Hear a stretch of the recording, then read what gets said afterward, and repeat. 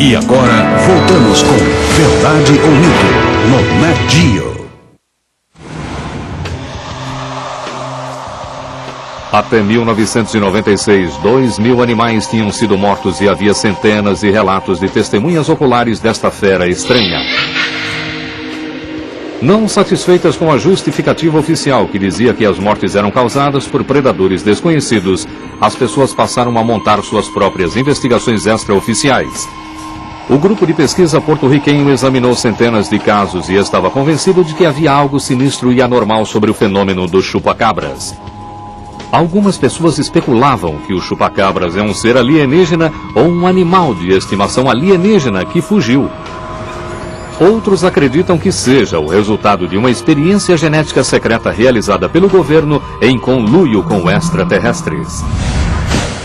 O Dr. Daniel Altschuler é o ex-diretor de projetos do Observatório de Arecibo, em Porto Rico. Ele não se surpreende com essas teorias. Desde sempre adoramos histórias de monstros. Mas ele diz que há um elemento importante faltando. Faltam provas, assim como em qualquer outro mito. Sobre o chupacabras, ouvimos apenas histórias e também depoimentos. É como responder a um enigma com outro enigma. Não sabemos o que é um chupacabras. É algo misterioso que mata animais. Mas o que é? Não sabemos, nós o chamamos de chupacabras, mas o que é então? Não sabemos. Bom, ainda assim nos sobra a dúvida e voltamos ao ponto inicial. O homem que mais gastou tempo examinando as vítimas do chupacabras concorda. Depois de realizar mais de 300 autópsias em animais, suas descobertas mostraram que os boatos e os relatos da imprensa estavam errados. O sangue dos animais não havia sido sugado e todos eles lutaram violentamente contra seus adversários. Você pode ver que foram atacados por algo forte que os mordeu e apertou, porque muitos tinham fraturas nas costelas e até em ossos em alguns casos. Os assassinos eram os velhos e conhecidos predadores. Mas quando parecia que Porto Rico estava prestes a se esquecer do chupacabras, ele se tornou internacional. Ele apareceu numa sucessão rápida na Flórida, Chile e Nicarágua. Para os crédulos, agora havia prova, pegadas e até carcaças de chupacabras. O que os especialistas forenses pensaram disso? Embora ele gozasse apenas 10 anos de destaque internacional, o predador sugador de sangue apresenta similaridades incríveis com seu similar europeu, o vampiro.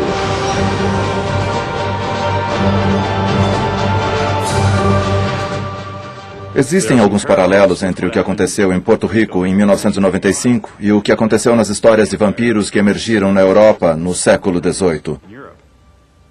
Os contos sobre vampiros surgiram porque as pessoas buscavam uma resposta para o motivo de tanta coisa ruim estar acontecendo. Essas coisas ruins talvez fossem doenças mal compreendidas como a tuberculose, que fazia com que as pessoas ficassem pálidas antes de morrerem. O que aconteceu em Porto Rico que pode ter inspirado medos tão similares? Entre os fazendeiros de subsistência, a perda inexplicável de algumas cabeças de gado seria suficiente para gerar histórias sobre uma criatura vampiresca?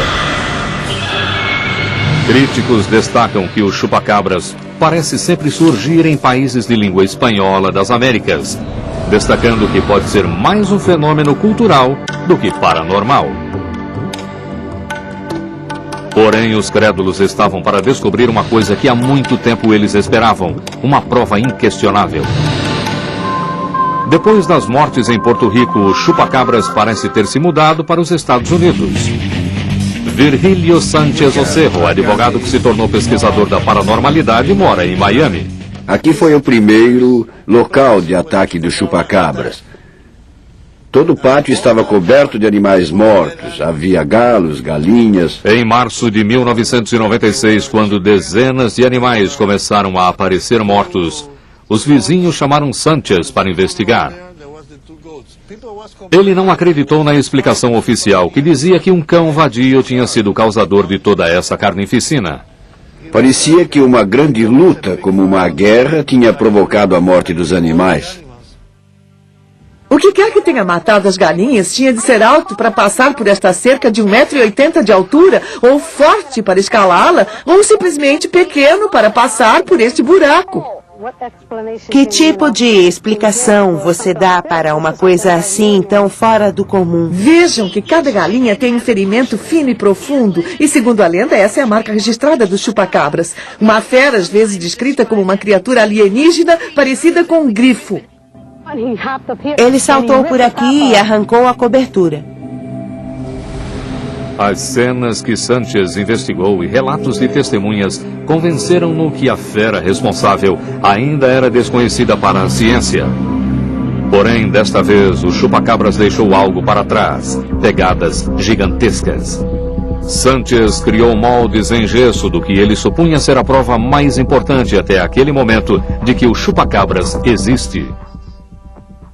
Me parece que este chupacabras não está sozinho. Ele forma uma família, tamanhos diferentes, de bebê até adulto. Sanchez acreditava que os moldes em gesso confirmam os relatos das testemunhas. O predador é bípede. Isto pertence a um animal ereto, que anda sobre apenas 2 pernas. Estas 2 vão para cá. Mas ele precisava de mais provas.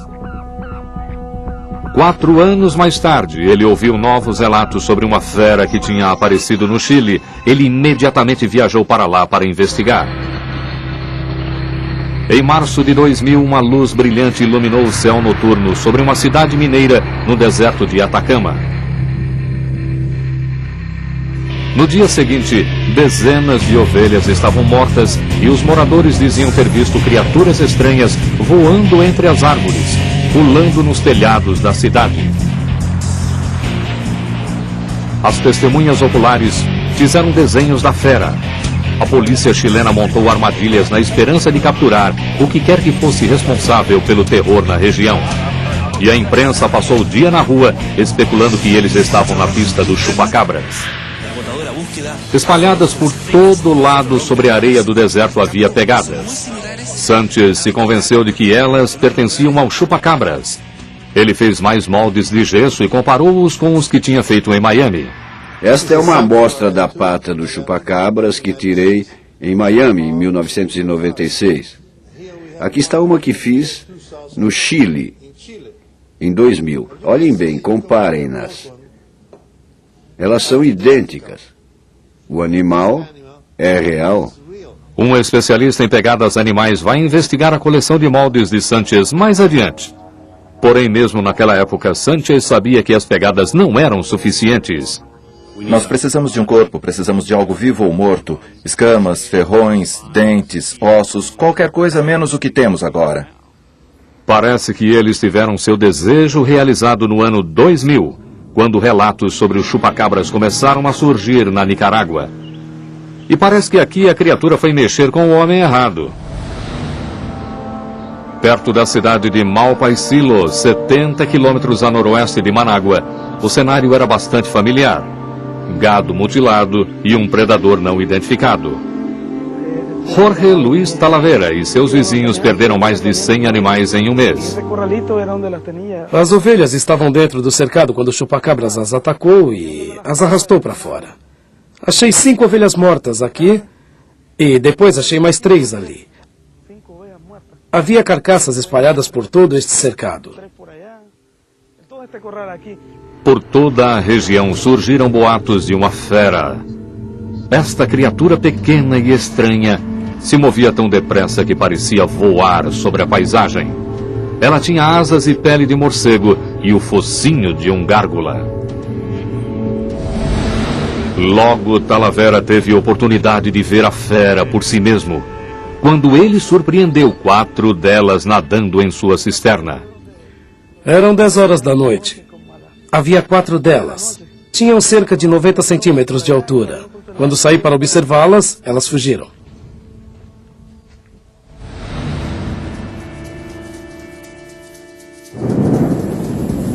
Aquilo foi demais para o fazendeiro.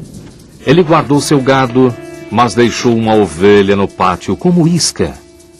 Depois ficou esperando pela visita do chupacabras.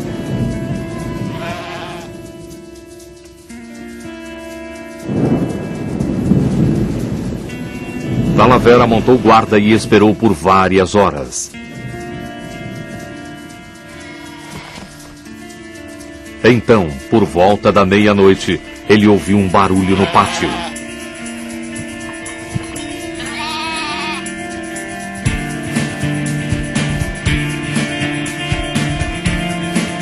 Conforme a criatura cruzou o terreiro, Talavera mirou e disparou.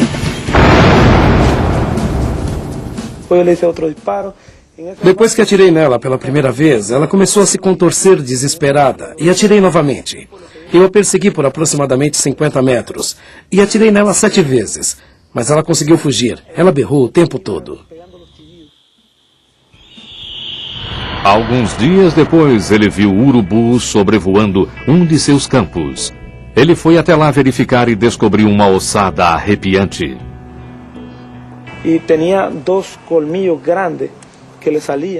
Tinha 2 caninos grandes na parte inferior e superior da boca.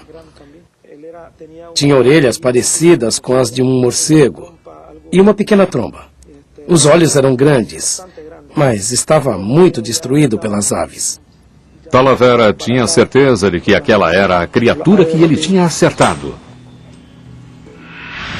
Ele recolheu a ossada e levou-a à Universidade da Nicarágua, na cidade de León, onde os cientistas realizaram a primeira autópsia em um suposto chupacabras morto. Nós rapidamente organizamos uma equipe de especialistas para realizar a avaliação por um simples motivo. Achávamos que a universidade devia ser capaz de responder aos medos e dúvidas que afligiam a comunidade.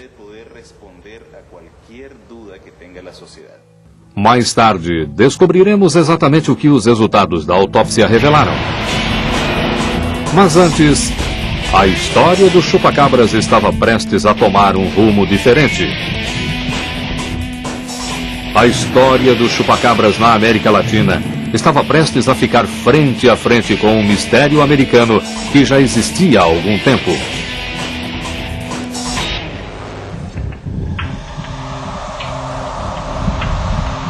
Tudo começou nos anos 1970, quando vários animais foram mortos de maneiras esquisitas. Um cavalo teve toda a sua pele arrancada pela cabeça. Cabeças de gado tiveram seus olhos, orelhas e úberes retirados com precisão cirúrgica. Alguns observadores na época notaram uma falta de sangue e afirmaram que lasers devem ter sido usados. Durante anos, relatos sobre corpos horripilantemente despelados e de órgãos retirados com precisão cirúrgica provocaram temores e rituais satânicos. Algumas pessoas sugeriram que seriam experiências secretas do governo ou mesmo obra de extraterrestres, recolhendo amostras para experimentos inimagináveis. Arkansas estava entre os muitos locais onde as mutilações aconteceram nos anos 1970 e, segundo o fazendeiro Rick Lamas, elas ainda acontecem até hoje. Lamas cria búfalos para rodeios e seus cattle dogs são uma parte valiosa de sua equipe. Ele passou a primavera de 2005 treinando Dudley, seu novo cattle dog, filho de uma esperta e dedicada cadela, Jonah. O jovem cão era rápido e destemido como sua mãe, e as 3 filhas de Lamas adoravam o cãozinho. Uma noite, depois de um dia trabalhoso no rancho, Rick Lamas ouviu seus cães latirem no pátio. Não conseguia ver nada além do normal. Então eu achei que não era nada. Talvez coiotes ou talvez coelhos. Então voltei para casa e esqueci o fato. Na manhã seguinte, Lamas estava indo para a igreja quando viu urubus sobrevoando sua plantação. É claro que eu achei que fosse um dos meus bezerros, então eu dei a volta e fui dar uma olhada. O que ele viu foi uma cena de cortar o coração. Seu cão valioso, Dudley, estava morto e mutilado de uma maneira terrível. Inexplicavelmente, sua coluna vertebral do pescoço até o flanco tinha sido retirada cuidadosamente junto com alguns órgãos.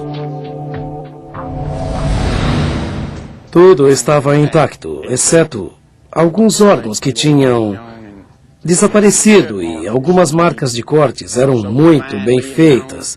E a coluna vertebral tinha sumido de um lado a outro sem causar qualquer dano. E isso me espantou muito, realmente. Dudley era especial. Era um bom cão. Ninguém gosta de perder o seu cão, entende? O cachorro é o melhor amigo do homem. E com certeza ninguém quer vê-lo todo cortado em seu pasto. Precisamos de um corpo, precisamos de algo vivo ou morto. Escamas, ferrões, dentes, ossos, qualquer coisa menos o que temos agora. Parece que eles tiveram seu desejo realizado no ano 2000, quando relatos sobre os chupacabras começaram a surgir na Nicarágua. E parece que aqui a criatura foi mexer com o homem errado. Perto da cidade de Malpaisillo, 70 quilômetros a noroeste de Manágua, o cenário era bastante familiar.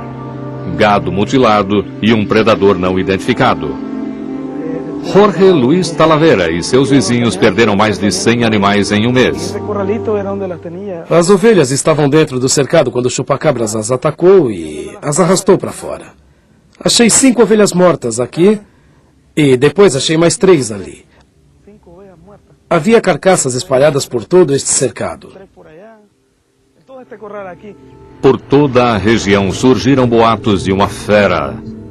Esta criatura pequena e estranha se movia tão depressa que parecia voar sobre a paisagem. Ela tinha asas e pele de morcego e o focinho de um gárgula. Logo, Talavera teve oportunidade de ver a fera por si mesmo, quando ele surpreendeu 4 delas nadando em sua cisterna. Eram 10 horas da noite. Havia 4 delas. Tinham cerca de 90 centímetros de altura. Quando saí para observá-las, elas fugiram.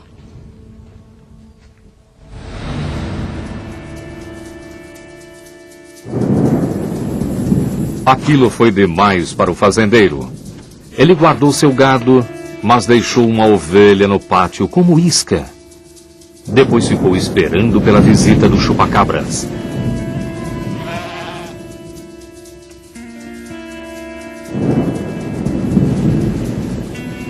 Talavera montou guarda e esperou por várias horas. Então, por volta da meia-noite, ele ouviu um barulho no pátio.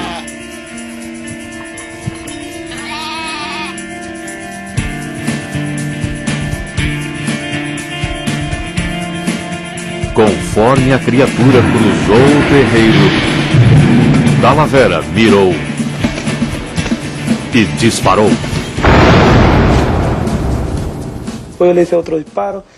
Depois que atirei nela pela primeira vez, ela começou a se contorcer desesperada e atirei novamente. Eu a persegui por aproximadamente 50 metros e atirei nela 7 vezes, mas ela conseguiu fugir. Ela berrou o tempo todo. Alguns dias depois, ele viu urubus sobrevoando um de seus campos. Ele foi até lá verificar e descobriu. Todo o pátio estava coberto de animais mortos. Havia galos, galinhas. Em março de 1996, quando dezenas de animais começaram a aparecer mortos, os vizinhos chamaram Sanchez para investigar. Ele não acreditou na explicação oficial, que dizia que um cão vadio tinha sido o causador de toda essa carnificina. Parecia que uma grande luta, como uma guerra, tinha provocado a morte dos animais. O que quer que tenha matado as galinhas tinha de ser alto para passar por esta cerca de 1,80 m de altura, ou forte para escalá-la, ou simplesmente pequeno para passar por este buraco. Que tipo de explicação você dá para uma coisa assim tão fora do comum? Vejam que cada galinha tem um ferimento fino e profundo, e segundo a lenda, essa é a marca registrada dos chupacabras. Uma fera, às vezes descrita como uma criatura alienígena parecida com um grifo. Ele saltou por aqui e arrancou a cobertura. As cenas que Sanchez investigou e relatos de testemunhas convenceram-no que a fera responsável ainda era desconhecida para a ciência. Porém, desta vez, o chupacabras deixou algo para trás, pegadas gigantescas. Sanchez criou moldes em gesso do que ele supunha ser a prova mais importante até aquele momento de que o chupacabras existe. Me parece que este chupacabras não está sozinho. Ele forma uma família. Tamanhos diferentes, de bebê até adulto. Sanchez acreditava que os moldes em gesso confirmam os relatos das testemunhas. O predador é bípede. Isto pertence a um animal ereto, que anda sobre apenas 2 pernas. Estas 2 vão para cá. Mas ele precisava de mais provas. 4 anos mais tarde, ele ouviu novos relatos sobre uma fera que tinha aparecido no Chile. Ele imediatamente viajou para lá para investigar.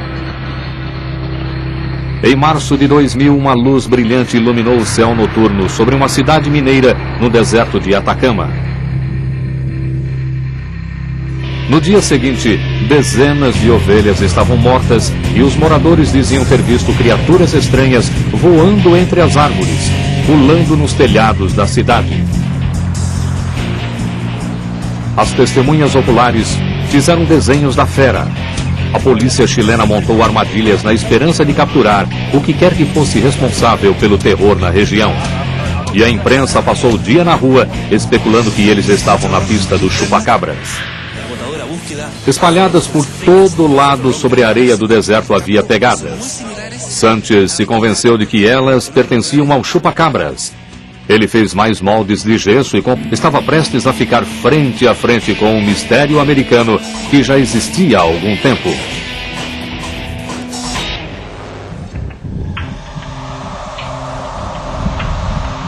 Tudo começou nos anos 1970, quando vários animais foram mortos de maneiras esquisitas. Um cavalo teve toda a sua pele arrancada pela cabeça. Cabeças de gado tiveram seus olhos, orelhas e úberes retirados com precisão cirúrgica. Alguns observadores na época notaram uma falta de sangue e afirmaram que lasers devem ter sido usados.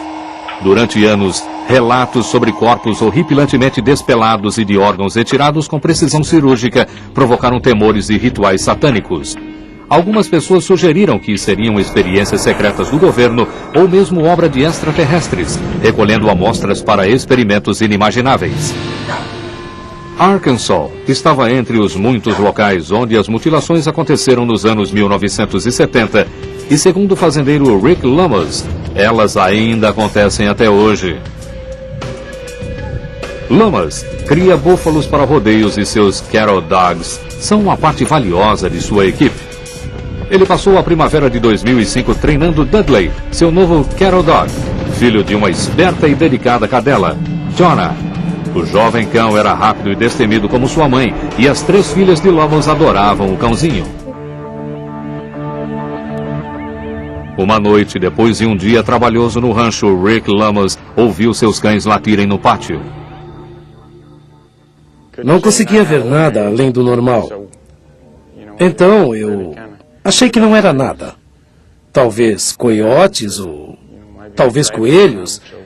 Então voltei para casa e esqueci o fato. Na manhã seguinte, Lamas estava indo para a igreja quando viu urubus sobrevoando sua plantação. É claro que eu achei que fosse um dos meus bezerros, então eu dei a volta e fui dar uma olhada. O que ele viu foi uma cena de cortar o coração.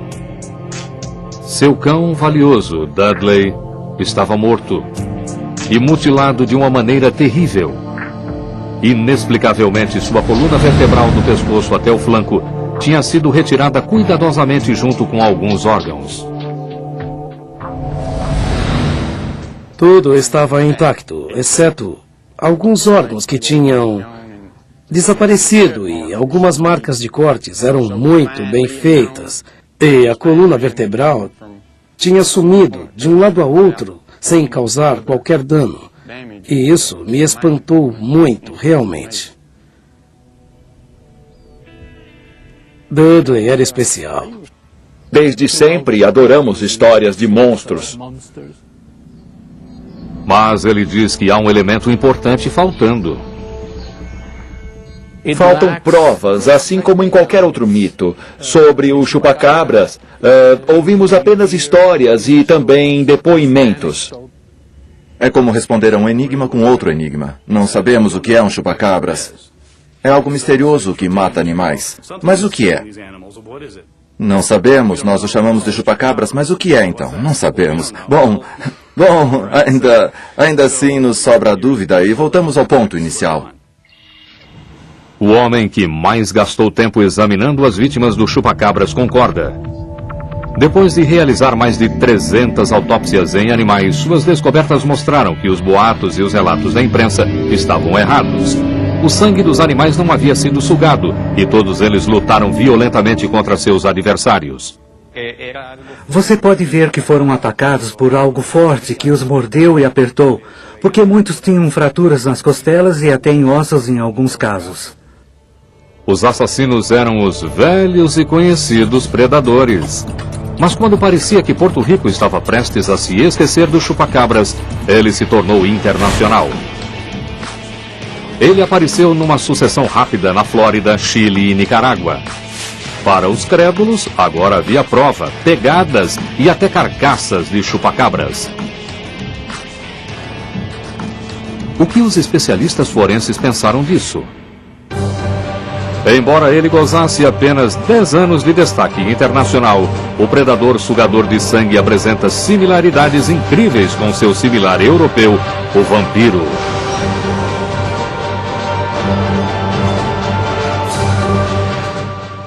Existem alguns paralelos entre o que aconteceu em Porto Rico em 1995 e o que aconteceu nas histórias de vampiros que emergiram na Europa no século XVIII. Os contos sobre vampiros surgiram porque as pessoas buscavam uma resposta para o motivo de tanta coisa ruim estar acontecendo. Essas coisas ruins talvez fossem doenças mal compreendidas como a tuberculose, que fazia com que as pessoas ficassem pálidas antes de morrerem. O que aconteceu em Porto Rico que pode ter inspirado medos tão similares? Entre os fazendeiros de subsistência, a perda inexplicável de algumas cabeças de gado seria suficiente para gerar histórias sobre uma criatura vampiresca? Críticos destacam que o chupacabras parece sempre surgir em países de língua espanhola das Américas, destacando que pode ser mais um fenômeno cultural do que paranormal.